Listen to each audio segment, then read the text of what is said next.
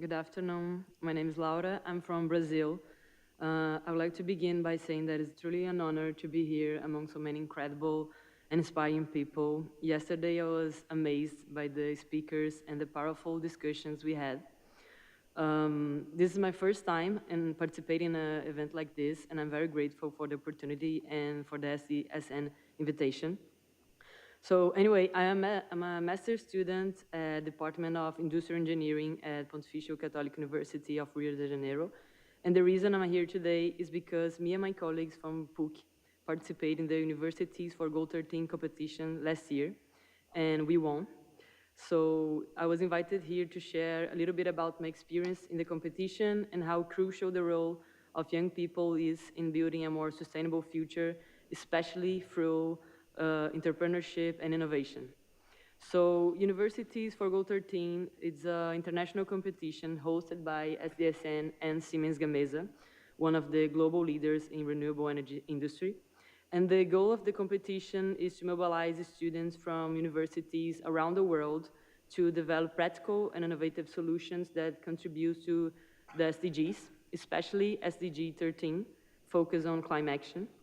And last year, the specific challenge was to explore how renewable energy can be deployed in a reliable, resilient, and sustainable way, using circular economy principles while minimizing impacts on the triple bottom line of sustainability. The project that we presented called OG to OW, recommissioning oil and gas platforms to offshore wind, and was about a multi-criteria decision-making tool for the oil and gas sector, but with a twist. Instead of thinking about decommissioning offshore platforms, we were exploring how to reuse them in a sustainable way, or as I like to say, is to create a sustainable recommissioning, taking into account a wide range of social, economic, and environmental factors. And why is this important? Offshore decommissioning happens when a platform reaches the end of life and it needs to be removed.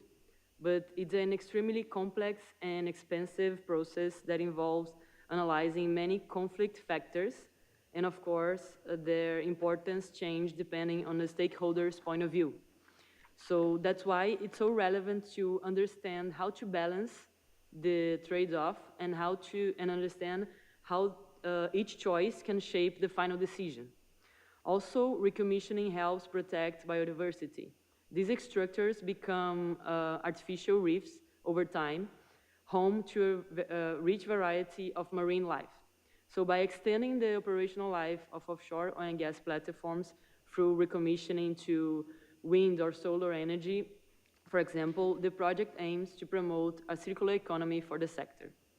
Last year was the third edition of the competition, and it was also our third time participating in the event with different projects, of course. And I can say with confidence that taking part in a competition like this is amazing. I was chatting with Maria yesterday, and we both agreed this experience is incredible, insightful.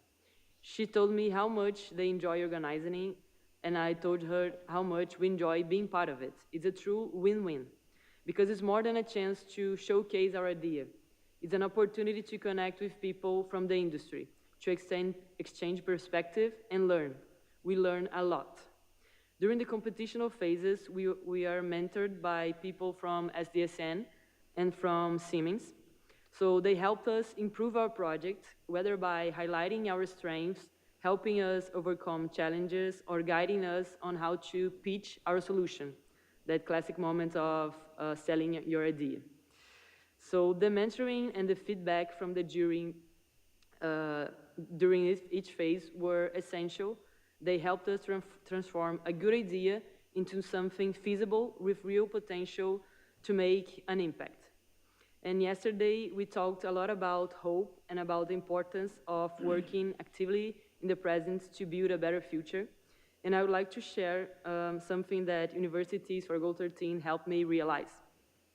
So one day I was talking with my therapist about how anxious and discouraged I feel sometimes about the future.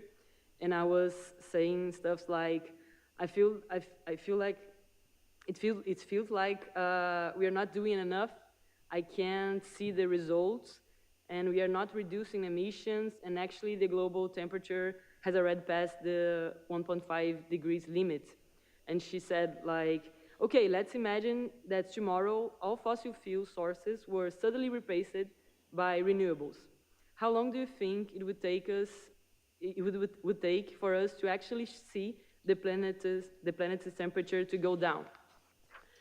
And I was like, I don't know, maybe 10, 15 years. It's a big planet, but that's not going to happen overnight because we need to analyze scenarios and plan in long term and assess the social, environmental, cultural, and economic impacts of each possible path. And we need to integrate different perspectives and so many other things that actually take time. And she looked at me and said, like, okay, but isn't that exactly what you're doing when you take part in initiatives like Universities for Goal 13? And I was like, okay, I see what you did there. You're good. So that's when I truly understood these results that I was talking about. It's happening right now. By being here and having these discussions, we are working towards a future that we might not be here to see. And that's okay, because we are guided by shared values like faith, hope, and love, as Sister Helen said yesterday in her speech. And yes, without them, we might become, as Stacy said, clever devils. So yes, William, we need to dare. We need to dare to stand up for these values in every decision we make, especially in policies, especially when we have the power to act. Because, as Dani mentioned, we need to defend and protect the ecosystems we rely on. And yes, Ilan, there are too many problems in the world to solve, even with all the amazing projects we've seen here. And that's why I believe Universities for Goal 13 is so remarkable. It helps us to bond, to build bridges between university and industry, between bold ideas and the tools to make them real. And it reminds us the importance of time and resources into new projects, because without the investments, even the brightest idea may never leave the drawing board. So bringing a holistic perspective to the table is not only aligned with the SDGs, it's also a way to turn challenges into opportunities. I truly believe that young people bring the courage, creative, and fresh perspective we need to shape a sustainable future. And entrepreneurship is a powerful way to turn that energy into action. To conclude, I'd like to thank everyone who made this event possible and my fellow participants for believing in the power of spaces like this. Thank you very much.